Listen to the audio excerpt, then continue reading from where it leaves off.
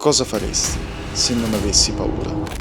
Vi siete mai sentiti con le mani sudate, la bocca asciutta e il cuore che batte all'impazzato, con i pensieri che vi suggeriscono di fare un passo indietro e le emozioni che vi spingono a chiudervi e a mollare? Questo è esattamente ciò che sto provando in questo momento, mentre inizio questo nuovo canale.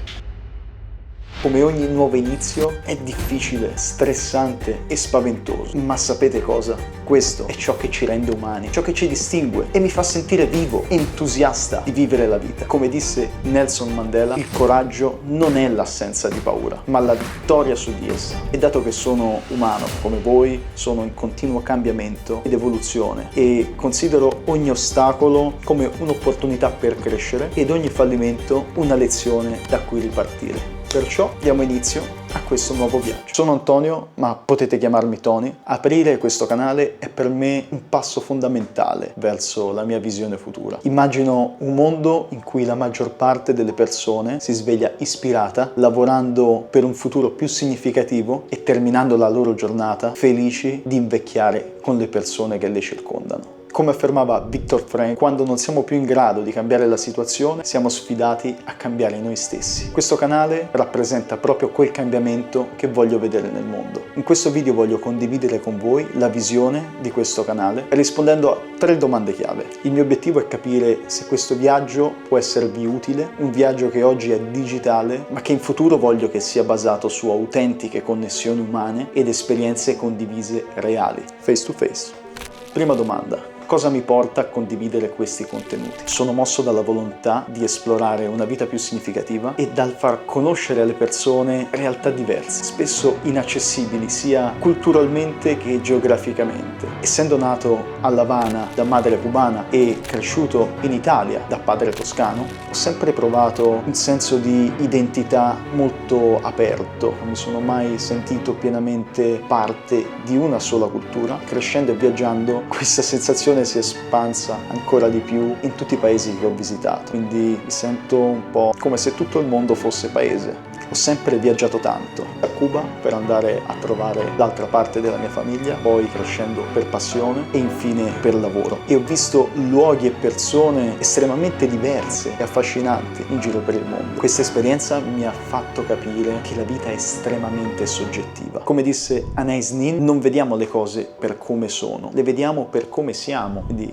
la prospettiva è veramente diversa tra di noi e un cittadino cinese piuttosto che un cittadino americano. Quindi wow, perché sono cresciuto con la convinzione che fosse tutto molto più oggettivo, che i miei problemi fossero gli stessi degli altri e che io fossi unico in qualche modo, mentre invece no.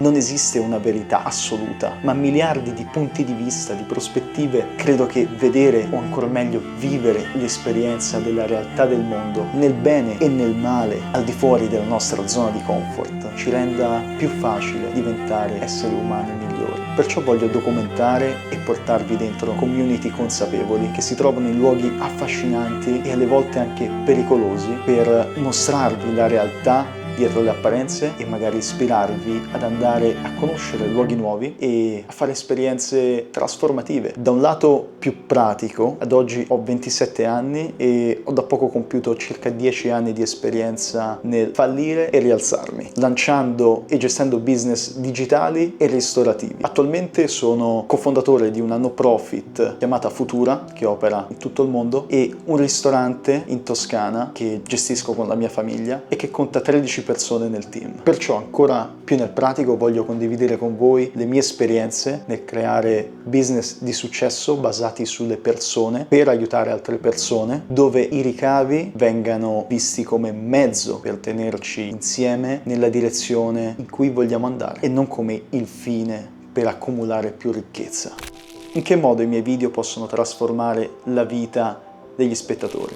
Non pretendo di cambiare la vita di nessuno, ma spero solo di offrire nuovi punti di riflessione e di ispirazione. Vorrei farvi scoprire luoghi e comunità incredibili e insegnarvi come bilanciare il successo professionale con un senso di scopo profondo. Quindi condividerò strategie pratiche su come gestire un business etico, crescere personalmente ed aiutare gli altri a fare lo stesso, spingendo tutti a riflettere non solo su come migliorare la propria vita, ma anche di quella delle persone intorno a loro. Terza domanda: quale impatto desidero lasciare nel lungo periodo? Spero di creare una comunità di persone che non hanno paura dell'ignoto, di esplorare culture diverse e di mettere in discussione ciò che è dato per scontato. Come disse Margaret Mead, non dubitare che un gruppo di cittadini attenti e impegnati possa cambiare il mondo. In realtà è l'unica cosa che ci sia mai riuscita. Abbiamo bisogno di migliaia di persone che collaborano in armonia per realizzare grandi cambiamenti nel mondo. La società moderna cerca continuamente di influenzarci e di cambiare i nostri pensieri e le nostre abitudini in funzione del mercato per farci diventare prodotti della loro industria, ma possiamo cambiare le regole. Questo canale è un punto di partenza che spero possa diventare un'alternativa valida per tutti coloro che, come me, si sentono un po' disadattati in questa società e vogliono vivere una vita più significativa, costruire rapporti umani autentici